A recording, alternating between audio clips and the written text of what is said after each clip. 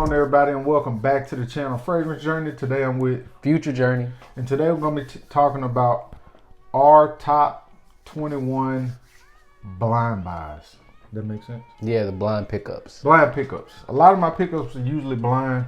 I don't usually get a chance to sample a lot. There's nowhere in our area to smell quality niche perfumery, so we basically do a lot of blind buying. So first we're going to start it off with Crosendo Mateo No. 3.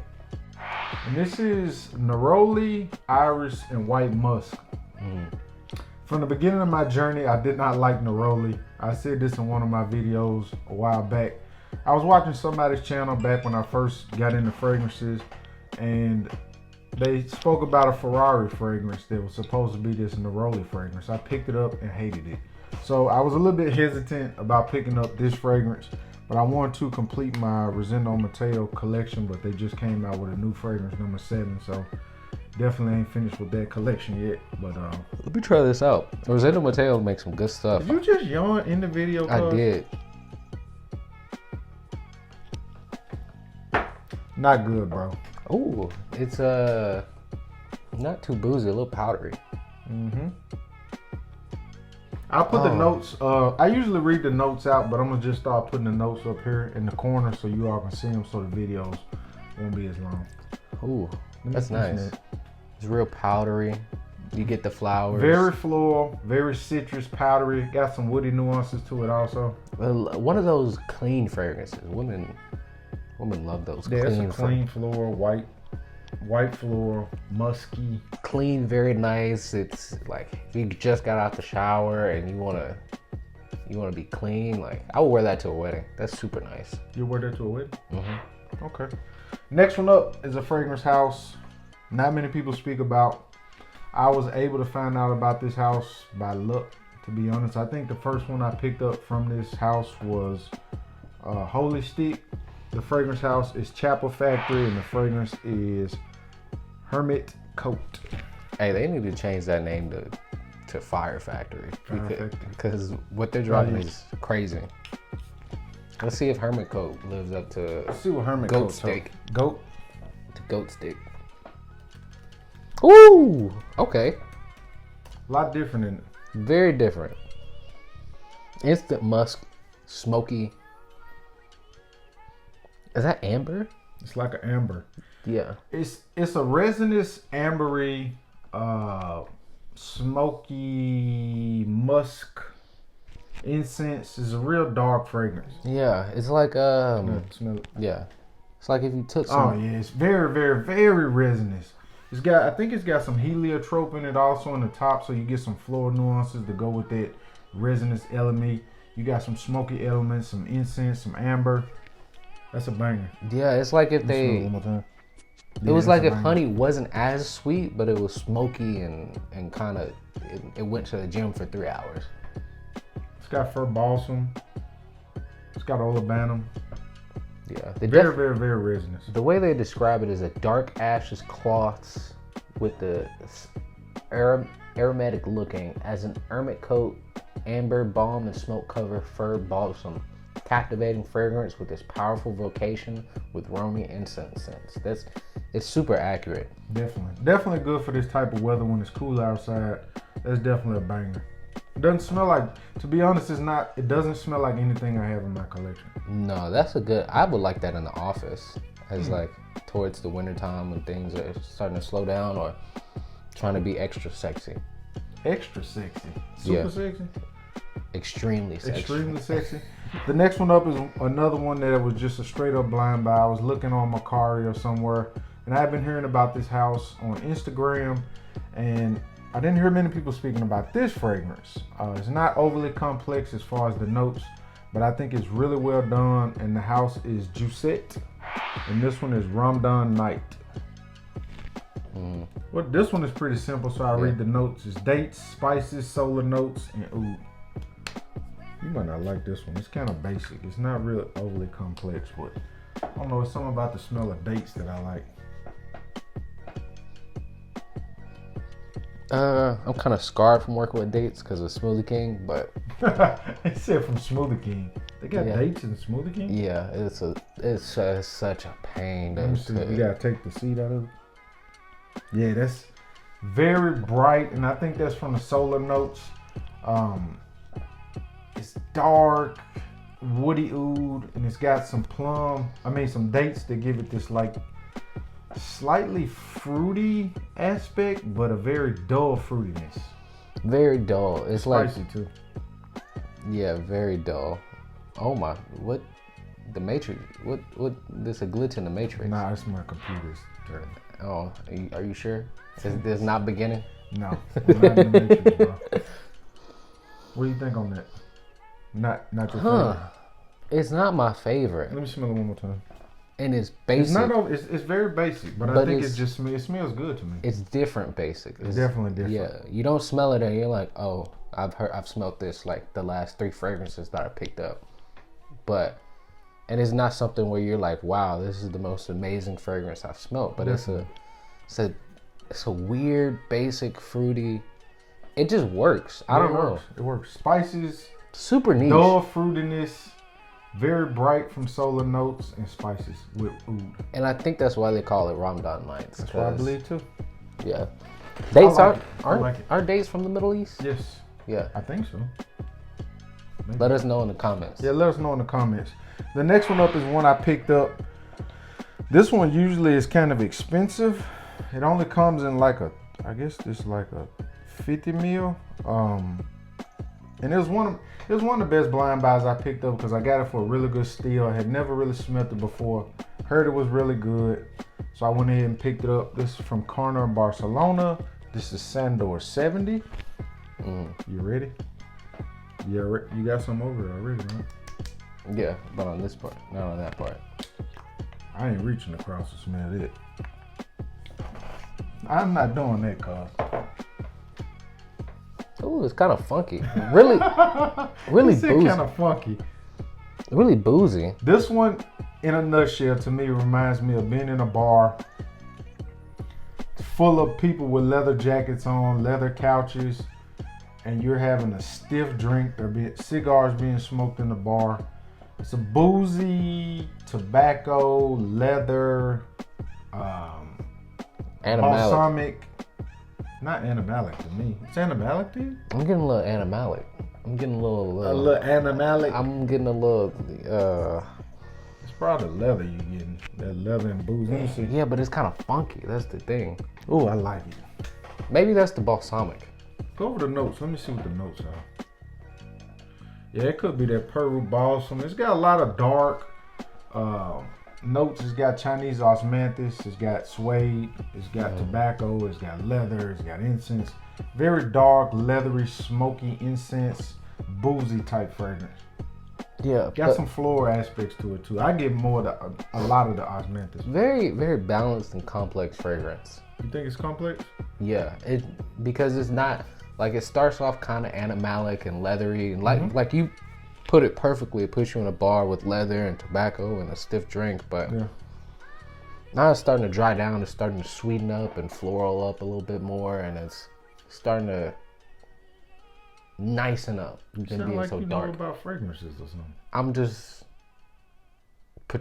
describing the best I can. It's all good, bro. You sound like you know what you're talking about. Because it's indescribable. I like it. I feel like everybody would have different words, find different words to say about these fragrances, but it's just what comes to mind for me. Oh, he's hacking into the mainframe. All right, the next one up. Hold on 1 second. The mainframe is giving them problems. Yeah, the mainframe's going crazy. Firewall down. The next one we're going to talk about is from the house of Frederic Malle. This is Eau de Magnolia. I was shocked that I liked this one. This was one of my favorite pickups, to be honest. I go on my hand. You might not like this one. Woo! This one is fire to me.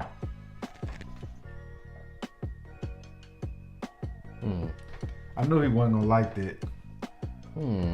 It's very like green, like being in a pond full of magnolia. Opens up very citrusy on the top with bergamot. To me, I get some vetiver. You get that kind of spicy green vetiver. I do get spicy green. It's like it reminds me a lot of when you're cooking with herbs and when you throw that earthy aspect into something that's already got a bunch of flavor.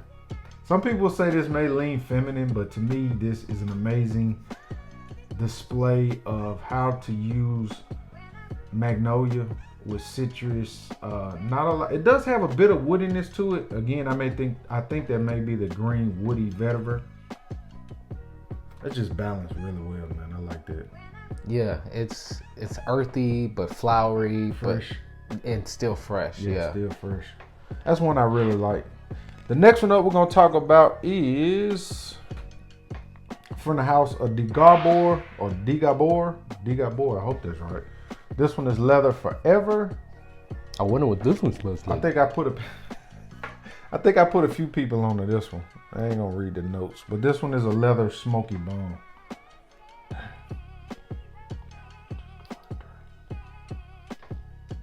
So I can smell it already. You don't even need a bunch of that. That's a bone. I wonder what it smells like. Super duper smoky birch tar leather. Oh, that's like it smells like you ate a leather jacket. Yeah, it's spicy too. Very complex too, because when it dries down, it changes up some. Yeah, very. I mean, look, it does one thing and it does it amazing.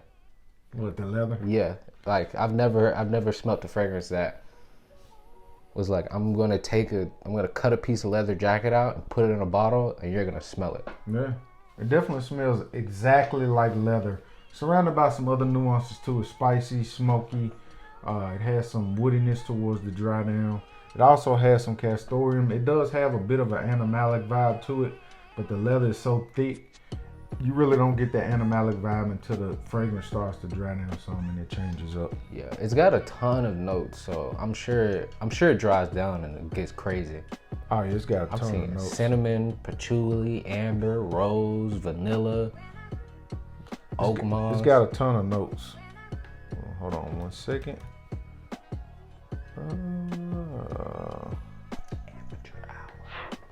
Don't say that. Don't say that, bro. The next one up is from a house that I really enjoy. That is the house of Uncacoos Parfums. This one is Moment in Manhattan. This one to me is very, very, very interesting. I think I've worn that one before. I asked you for something, you sprayed it on. This? You never wore this. Oh. I don't think you have. I feel like you recommended it to me one time. I like that too. I still haven't. Just sitting on the alcohol right now.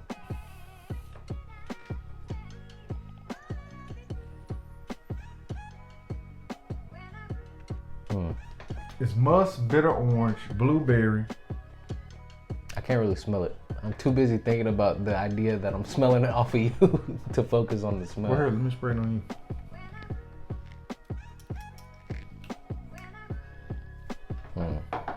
What do you think about it? I like it. I like it a lot. What made you pick it up? I don't know. When I smelled Jezebel, I was like, let me pick something else up. And this is the one I picked up because I can't believe Miss Cologne or somebody said it was nice. It's musk, bitter orange. Whoa. You get blueberry. I'm getting the musk and orange off rip. Off rip. Got some blueberry in the background. Some ambergris too. It's kind of aquatic, to be honest. It's kind of fading. Really? I'm not really like... Yeah, I'm not really getting anything definite. It's like it's kind of like how I guess you can't really smell. I can't really smell blueberries that well. Maybe that's why. But it's kind of fading. Really? Yeah, it's not a very powerful fragrance. No, it's not. It's not super powerful at all. Yeah. I'm gonna have to. So I get aquatics. Definitely get the musk, the blueberry. As it dries down, to me, it becomes a little bit more woody. And the last fragrance we're gonna talk about is another house that I found out mistakenly about, and this one is Philly fragrances. I hope I said that right. This is Sentalam. Hopefully I said that correct. Y'all know I will mess the name of a fragrance up in a heartbeat. You ready? Yeah. He wants his own spray, y'all. He don't want, you know. The human blotter. He a big dog now. I'm a human blotter. Ooh, that one opens up. Okay. Okay. We got some cooking here. Sandalwood popping. Bergamot going. Yep, bergamot going. Sandalwood big Kind of though. spicy. Kind of spicy. Some tobacco. A little bit of vanilla for sweetness. Oh yeah. Definitely a complete fragrance. Not a one trick pony. No, I like this one a lot. I need I to do actually too. wear this one a lot more. That's actually really nice. Yeah, no, it's different. Really, really good sandalwood fragrance. Underrated as far as a sandalwood fragrance. Again, it does have some tobacco, some vanilla for sweetness. It also has some bergamot.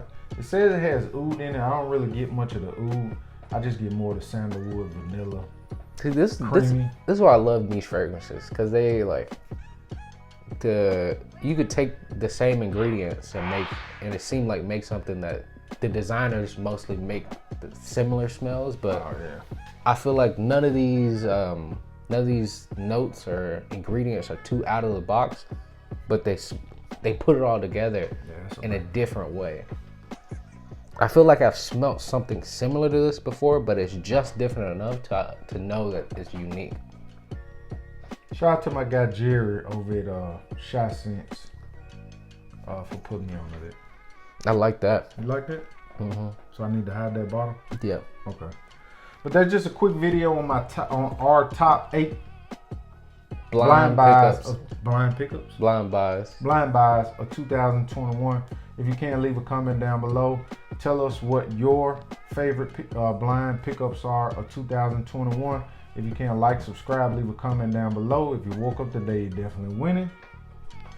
We out. Deuces. Peace.